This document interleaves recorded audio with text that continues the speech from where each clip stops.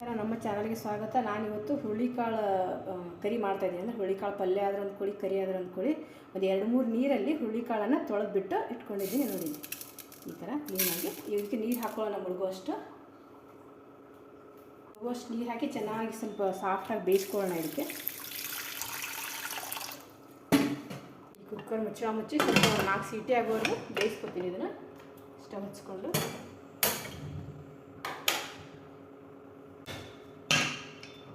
Cooker ಆರಿದೆ. ಇವಾಗ ಕಾಳು ಬೆಂದಿದೆ ಅಂತ ನೋಡೋಣ. ನೋಡಿ ಬೆಂದಿದೆ. ಹೇಗಿದ್ರೆ ಮಿಕ್ಸಿಗೆ ಹಾಕೋದ್ರಿಂದ ಸ್ವಲ್ಪ ಗಟ್ಟಿಗಿದ್ರೆ ನಡೆಯುತ್ತೆ, ಏನು ತೊಂದರೆ ಇಲ್ಲ. ನೋಡಿ ಮಿಕ್ಸಿ ಜಾರ್ ತೊಗೊಂಡಿದ್ದೀನಿ ನಾನು. ಈ ಕಡೆ ಇದು ಆಲ್ರೆಡಿ ಹಿಂಡಿ ಹಾಕಿದ್ದಿತ್ತು, ಚಟ್ನಿ ಪುಡಿ, ಶೇಂಗಾ ಚಟ್ನಿ ಪುಡಿ ಮಾಡಿದ್ದು, ಅದರಲ್ಲೇ ಹಾಕ್ತಾಯಿದ್ದೀನಿ. ನೋಡಿ ಬಿಸಿ ಇದೆ, ಸ್ವಲ್ಪ ಆರಿಸ್ಕೊಂಡು ಹಾಕಿದ್ರೆ ಒಳ್ಳೆಯದು. ನಾನು ಸ್ವಲ್ಪ ಲೇಟ್ ಆಗುತ್ತೆ ಅಂತ ಅಂದ್ಕೊಂಡು ಹಾಕ್ತಾಯಿದ್ದೀನಿ. ಅಷ್ಟಿಗೆ ನೀರು ಹಾಕ್ಕೊಳಕ್ಕೆ ಹೋಗಬೇಡಿ, ಫುಲ್ ಮೇಲೆ ಬಂದುಬಿಡುತ್ತೆ ಜಂಪ್ ಮಾಡಿ ಮಿಕ್ಸಿನಲ್ಲಿ. ಹಾಗೆ ಹಾಕ್ಕೊಂಬರ್ತೀನಿ. ನೋಡಿ ಇವಾಗ ಡ್ರೈ ಹಾಕಿದರೆ ಸ್ವಲ್ಪ ಮೇಲೆ ಬರಲ್ಲ, ಮುಚ್ಚಳ ಜಂಪ್ ಮಾಡ್ಕೊಂಡು ಬಂದುಬಿಡುತ್ತೆ. ಇಲ್ಲಾಂದರೆ ಸ್ವಲ್ಪ ನಿಧಾನವಾಗಿ ಸಣ್ಣ ಇದರಲ್ಲಿ ಹಾಕ್ಬಿಡ್ಬೇಕು. ಈಗ ನಾನು ಸ್ವಲ್ಪ ನೀರು ಮಿಕ್ಸ್ ಮಾಡಿಕೊಂಡು ಇನ್ನೊಂದು ರೌಂಡ್ ಹಾಕ್ಕೋತೀನಿ, ಪೇಸ್ಟ್ ಮಾಡ್ಕೋತೀನಿ. ಸ್ವಲ್ಪ ತಣ್ಣ ನೀರು ಹಾಕ್ಕೋತಾ ಇದ್ದೀನಿ.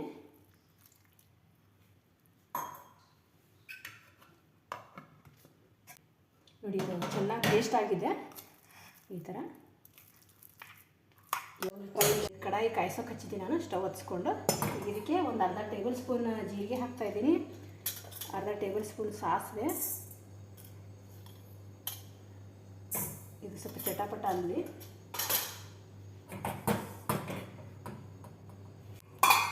ನೋಡಿ ಚಟಾಪಟ ಅಂತ ಇದೆ. ನಾವು ಎಣ್ಣೆನಲ್ಲಿ ಹಾಕಿದ್ರೆ ಅಷ್ಟು ಗಮ್ಮಂತ ಸ್ಮೆಲ್ ಬರಲ್ಲ. ಸಾಸಿವೆ ಜೀರಿಗೆ ಈ ಥರ ಡ್ರೈ ಫ್ರೈ ಮಾಡ್ಕೋಬೇಕು ಪಲ್ಯಗಳಿಗೆ, ಸಾರಿಗೆ ತುಂಬ ಚೆನ್ನಾಗಿರುತ್ತೆ. ಇವಾಗ ನಾನು ಇದನ್ನ ಕಡಾಯಿ ಸಪ್ರೇಟ್ ತೆಗೆದಿದ್ದೀನಿ. ಈಗ ಇವಾಗ ಇದಕ್ಕೆ ಎಣ್ಣೆ ಹಾಕೋತೀನಿ. ತುಂಬ ಹೊತ್ತೋಗ್ಬಿಡ್ಬೇಡಿ, ನೋಡ್ಕೊಂಡು ಹಾಕ್ಕೊಂಬಿಡಿ. ಸ್ವಲ್ಪ ಒಂದು 2-3 ಟೇಬಲ್ ಸ್ಪೂನ್ ಅಷ್ಟು ಎಣ್ಣೆ. ಒಂದು ಚಿಟಿಕೆ ಅರಿಶಿನ ಪುಡಿ ಹಾಕ್ತಾಯಿದ್ದೀನಿ. ಒಂದು ಚಿಟಿಕೆ ಅರಿಶಿನ, ಒಂದು 4 ಇಲಿಯಷ್ಟು ಕರಿಬೇವು, ಹಸಿ ಕರಿಬೇವು ತೊಳೆದು ಕಟ್ ಮಾಡಿ ಇಟ್ಕೊಂಡಿರೋಂಥದ್ದು ಹಾಕಿ ಹಾಗೆ ಮುಚ್ಚಿಡ್ತೀನಿ. ಡೀಪ್ ಅಂತ ಹೇಳ್ಬಿಟ್ಟು ಆ ಥರ ಮಾಡೋದು ನಾನು. ಇದು ಸ್ವಲ್ಪ ತಪ್ಪಲು ಈರುಳ್ಳಿ, ಹಸಿ ತಪ್ಪಲು ಈರುಳ್ಳಿ, ಇದು ಮನೆಯಲ್ಲೇ ಬೆಳೆದಿರುವಂಥದ್ದು. ಇದು ಈರುಳ್ಳಿ, ಇದೊಂದು ಸ್ವಲ್ಪ ಕಟ್ ಮಾಡಿಟ್ಕೊಂಡಿದ್ದೆ ಒಂದೊಂದು, ಅದು ಸ್ವಲ್ಪ ಹಾಕ್ಕೊತಾ ಇದ್ದೀನಿ. ಹಾಗೆ ಎಣ್ಣೆನಲ್ಲಿ ಫ್ರೈ ಮಾಡ್ಕೊಳ್ಳೋಣ.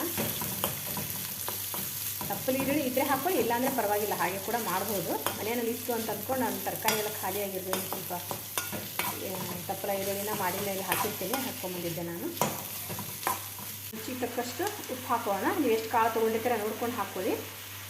ಕಡಿಮೆ ಹಾಕಿದ್ರೂ ಪರವಾಗಿಲ್ಲ, ಆಮೇಲೆ ಟೇಸ್ಟ್ ನೋಡಿ ಹಾಕೋಬೋದು. ಸ್ವಲ್ಪ ಅಚ್ಚ ಪುಡಿ ಹಾಕ್ತಾಯಿದ್ದೀನಿ ರುಚಿಗೆ ತಕ್ಕಷ್ಟು.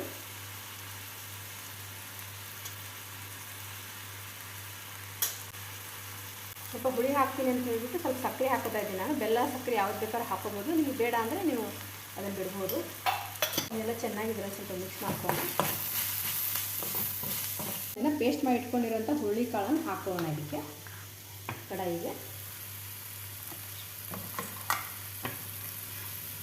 ಸ್ವಲ್ಪ ನೀರು ಹಾಕಿ ಈ ಥರ ಅಲ್ಲಾಡಿಸಿ ಹಾಕೋಣ. ಅದಕ್ಕೆ ಸ್ಟವ್ ಆಫ್ ಮಾಡಿದ್ದೀನಿ ನಾನು, ತಳ ಹತ್ತಬಾರ್ದು ಅಂತ.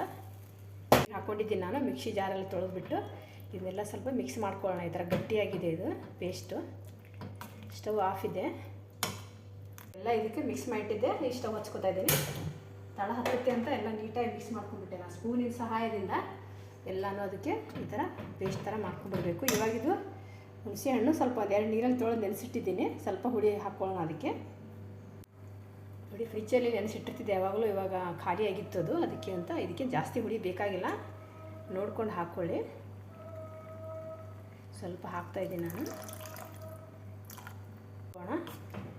ಇವತ್ತು ಮಳೆ ಬರ್ತಾ ಇರೋದ್ರಿಂದ ಈ ಥರ ಹುರುಳಿಕಾಳಿನ ಕರಿ ಮತ್ತು ಅಕ್ಕಿ ರೊಟ್ಟಿ ತಿನ್ನಬೇಕು ಅಂತ ಅನಿಸಿತ್ತು, ಅದಕ್ಕೆ ಮಾಡ್ತಾಯಿದ್ದೀನಿ ಬಿಸಿ ಬಿಸಿಯಾಗಿ.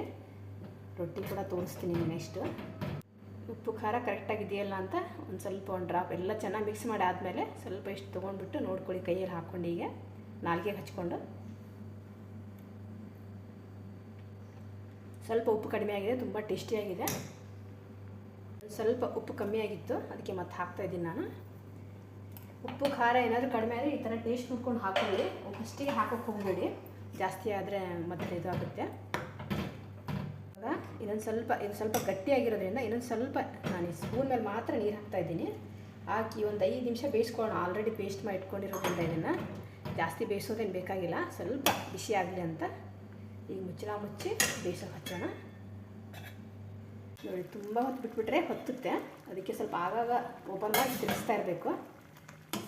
ನೋಡಿ, ತಳ ಹತ್ತುತ್ತೆ, ಅದು ಪೇಸ್ಟ್ ಥರ ಇರೋದ್ರಿಂದ ತುಂಬ ಚೆನ್ನಾಗಿ ಬಿಸಿ ಬಿಸಿಯಾಗಿ ರೆಡಿಯಾಗಿದೆ. ಇದಕ್ಕೆ ಇದು ಕಾಳು ಬೇಯಿಸಿರುವಂಥ ನೀರಿದ್ದರೆ ಸ್ವಲ್ಪ ಹಾಕ್ಕೊಳ್ಳಿ, ಇರಲಿಲ್ಲ ಅಂತದ್ದು ಕಾಳಿಗೆ ಕರೆಕ್ಟಾಗಿದ್ದರೆ ಬಿಟ್ಬಿಡಿ. ನೋಡಿ, ನೀರು ಕೂಡ ಇದಕ್ಕೆ ಹಾಕೋಬೋದು, ಇಲ್ಲ ಇದರಲ್ಲೆಲ್ಲ ಸಾರು ಕೂಡ ಮಾಡ್ಕೋಬೋದು, ತಿಳಿಯಾಗಿ ಚೆನ್ನಾಗಿರುತ್ತೆ ಅದು ಕೂಡ. ಅದೇ ಆಮೇಲೆ ಗಟ್ಟಿ ಆಗುತ್ತೆ. ನಿಮ್ಗೆ ಜಾಸ್ತಿ ಗಟ್ಟಿ ಬೇಕು ಅಂತಂದರೆ ಸ್ವಲ್ಪ ನೀರು ಕಡಿಮೆ ಹಾಕ್ಕೊಳ್ಳಿ. ನೋಡಿ, ಈ ಥರ ಇದು ಮಳೆ ಬರುವಾಗ ತುಂಬ ಚೆನ್ನಾಗಿರುತ್ತೆ. ಕರಿ ಥರ ರೊಟ್ಟಿ ಜೊತೆ, ಚಪಾತಿ ಜೊತೆ, ಅನ್ನ ಜೊತೆ ತಿನ್ಬೋದು. ಇದು ಪಲ್ಯ ರೆಡಿಯಾಗಿದೆ. ನೆಕ್ಸ್ಟ್ ನಾನು ರೊಟ್ಟಿ ಮಾಡ್ಕೊಳ್ಳೋಣ. ಹಾಫ್ ಮಾಡ್ತಾಯಿದ್ದೀನಿ. ನೋಡಿ, ಇದು ಅಕ್ಕಿ ರೊಟ್ಟಿ ಮಾಡ್ತಾಯಿದ್ದೀನಿ. ಹುರುಳಿಕಾಳು ಪಲ್ಯ ಜೊತೆಗೆ ಅಕ್ಕಿ ಹಿಟ್ಟಿದ್ದು. ಇದೆರಡು ಇಟ್ಕೊಳ್ಳೋಣ. ಏನೂ ಇರಲ್ಲ ಪ್ಯಾಕೆಟ್ ಹಿಟ್ಟಲ್ಲಿ, ಪ್ಯಾಕೆಟ್ ಹಿಟ್ಟಿದ್ದು. ಬೇಕಿದ್ರೆ ಮನೆಯಲ್ಲಿ ಕೂಡ ಮಾಡಿಸ್ಕೋಬೋದು ಮಷೀನಲ್ಲಿ.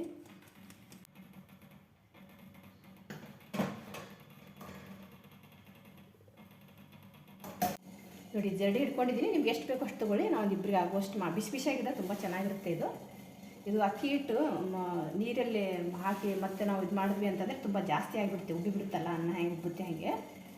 ಅದಕ್ಕೆ ನೋಡಿ, ಈ ಥರ ಮಾಡಿಕೊಂಡು ಇದಕ್ಕೆ ಬಿಸಿ ನೀರು ಕಾಯಿಸೋಕೆ ಹಚ್ಚಿದ್ದೀನಿ ಇಲ್ಲಿ. ಇದು ನೀರು ಕಾದಿತ್ತು ಅಂದರೆ ಇದು ಸ್ವಲ್ಪ ಇದು ಹಾಕಿದ ತಕ್ಷಣ ಹಿಟ್ಟು ಗಂಟಾಗಿಬಿಡುತ್ತೆ. ನೋಡಿ, ಸ್ವಲ್ಪ ಗಂಟಾಯಿತು. ನೋಡಿ, ಇದು ಆಫ್ ಮಾಡ್ತಾಯಿದ್ದೀನಿ ಇವಾಗ ನಾನು. ಸ್ವಲ್ಪ ಸ್ವಲ್ಪ ಹಾಕ್ಕೊಂಡು ಒಂದು ಸ್ಪೂನು ಅಥವಾ ಕಡಚಿ ಏನಾದ್ರು ತೊಗೊಂಡು ಕಲಿಸ್ಕೊಳ್ಳಿ.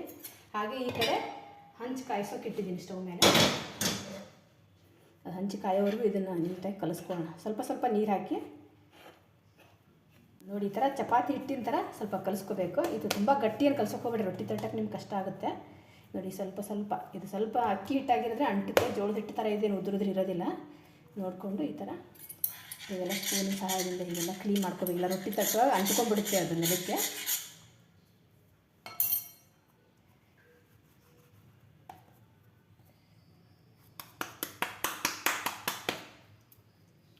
ಈ ಕೆಳಗಡೆ ಸ್ವಲ್ಪ ಸ್ಟಕ್ ಆಗದಂಗೆ ಕ್ಲೀನಾಗಿ ಇಟ್ಕೊಂಡಿರಬೇಕು. ಈಗ ಒಣ ಹಿಟ್ಟು ತೊಗೋತಾ ಇದ್ದೀನಿ. ಇದಕ್ಕೆ ಸ್ವಲ್ಪ ಸ್ವಲ್ಪ ಒಣ ಹಿಟ್ಟು ಹಾಕ್ಕೊಂಡು ಈಗ ತಟ್ಟಬೇಕು. ಈ ಕಡೆ ಹಂಚು ಕಾಯೋದಕ್ಕೆ ಇಟ್ಟಿದ್ದೀನಿ, ಆಲ್ರೆಡಿ ಹಂಚು ಕಾಯೋಕೆ ಇಟ್ಟಿದ್ದೀನಿ, ರೊಟ್ಟಿ ಹಾಕೋಕೆ ಬೇಕಂತ. ಸ್ವಲ್ಪ ಸ್ವಲ್ಪ ಅನ್ನಿದೆ.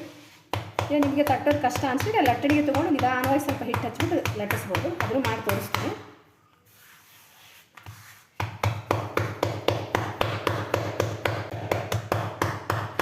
ನಿಮಗೆ ರೊಟ್ಟಿ ಮಾಡೋ ಅಭ್ಯಾಸ ಇಲ್ಲದೆ ಉತ್ತರ ಕರ್ನಾಟಕದ ಕಡೆ ರೊಟ್ಟಿ ಚೆನ್ನಾಗಿ ಮಾಡ್ತಾರೆ. ನಾವು ಆ ಕಡೆ ಇರೋದ್ರಿಂದ ಬಡಿಯೋಕೆ ಬರುತ್ತೆ ಅಂತ ತಟ್ಟೋಕ್ಕೆ. ನಿಮ್ಗೆ ಬರಲಿಲ್ಲ ಅಂದರೆ ನಿಧಾನವಾಗಿ ತಟ್ಕೊಳ್ಳಿ. ಈ ಕಡೆ ಬೆಂಗಳೂರು ಸೈಡೆಲ್ಲ ಮಾಡೋದು ಸ್ವಲ್ಪ ಕಷ್ಟ ಆಗ್ಬೋದು. ಲಟ್ಟಣಿಗೆ ಅಂತಂದು ಲಟ್ಟಿಸ್ಬೋದು. ಇದಕ್ಕೆಲ್ಲ ಚೆನ್ನಾಗಿ ತಟ್ಕೊಂಡ್ಬಿಡ್ಬೇಕು ಒಂದೇ ಕೈಯಿಂದ.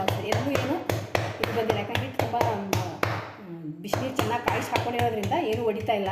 ಹೆಜ್ಜೆಲ್ಲಿ ಹೊಡಿಯುತ್ತೆ ಒಮ್ಮೊಮ್ಮೆ ಹಿಟ್ಟು ನೀರು ಸರಿಯಾಗಿ ಕಾಯಿಸಿ ಹಾಕಲಿಲ್ಲ ಅಂದರೆ. ಇವಾಗ ಇದನ್ನು ಹಂಚಿ ಕಾದಿದೆ, ಅದಕ್ಕೆ ಹಾಕ್ತಾಯಿದ್ದೀನಿ. ಈ ಥರ ತುಂಬ ಈಸಿ ಇರುತ್ತೆ. ಸ್ವಲ್ಪ ಫಸ್ಟ್ ಟೈಮ್ ಮಾಡೋರು ಸ್ವಲ್ಪ ಕಷ್ಟ ಅನಿಸ್ಬೋದು. ಅದು ಕಾಟನ್ ಬಟ್ಟೆ ಸ್ವಲ್ಪ ನೀರು ತೊಗೊಂಡು ಹಾಕ್ಕೊಂಡಿದ್ದೀನಿ. ಇದರಲ್ಲಿ ಚಿಕ್ಕದಾಗಿರೋ ಒಂದು ಬಟ್ಟೆ ತೊಗೋಬೇಕು. ಇನ್ಮೇಲೆ ನೀರು ಹಚ್ಚಬೇಕಲ್ಲ, ಒಣ ಹಿಟ್ಟಿರೋದ್ರಿಂದ ಸ್ವಲ್ಪ ನೀರು ಹಚ್ಚಬೇಕಾಗುತ್ತೆ. ಇದಕ್ಕೆ ಸ್ವಲ್ಪ ಹಾಕಿದ ಮೇಲೆ ಸ್ವಲ್ಪ ಬೇಯೋಕೆ ಬಿಡಬೇಕು. ತಕ್ಷಣಕ್ಕೆ ನೀರು ಹಚ್ಚೋಕ್ಕೆ ಹೋಗಬಾರ್ದು, ರೊಟ್ಟಿ ಹರಿಯುತ್ತೆ ಅದು. ಸ್ವಲ್ಪ ಬೆಂದ ಮೇಲೆ ಹಚ್ಚಬೇಕು. ಈ ಥರ ಸ್ವಲ್ಪ ನೀರು ಆರ್ಕೋಬೇಕು. ಆರ್ಕೊಂಡ್ಮೇಲೆ ನೋಡಿ ಆರಾಮಾಗಿ ಬರುತ್ತೆ ಅದು. ನೀವೇನು ಕೈಯಿಂದ ಬರುತ್ತೆ, ಬೇಕಿ ಕಡ್ಚಿಗೆಯಿಂದ ತಿರುಗಿಸಿ ಹಾಕ್ಬೋದು. ಈ ಥರ ಹೊಳಸಿ ಹಾಕ್ಬಿಡೋದು. ರೊಟ್ಟಿ ಮಾಡ್ತಾಯಿದ್ದೀನಿ ನಾನು. ಸ್ವಲ್ಪ ಈ ಥರ ಕೈಯಿಂದ ತಟ್ಕೊಂಡು ಆಮೇಲೆ ಲಟ್ಟಣಿಯಿಂದ ತಟ್ಟಿಸೋದು.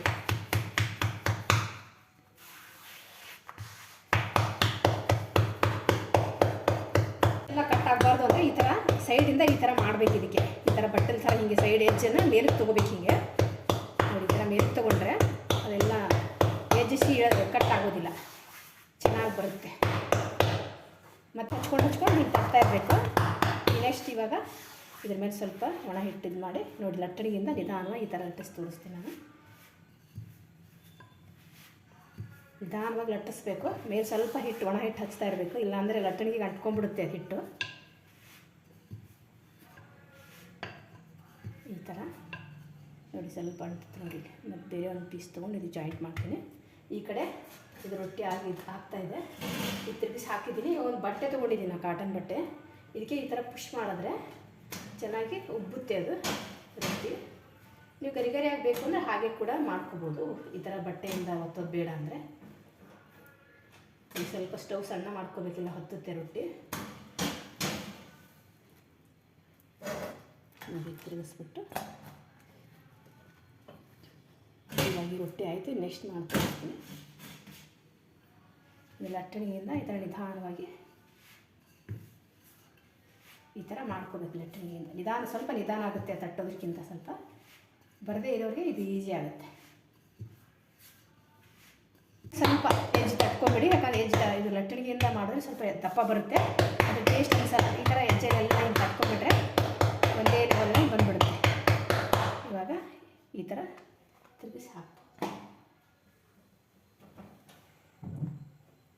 ರೊಟ್ಟಿ ರೆಡಿ ಆಯಿತು. ಹುರುಳಿ ಕಾಳಿನ ಕರಿ ರೆಡಿಯಾಗಿದೆ.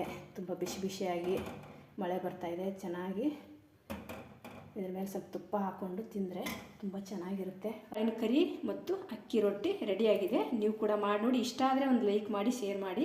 ನಮಸ್ಕಾರ.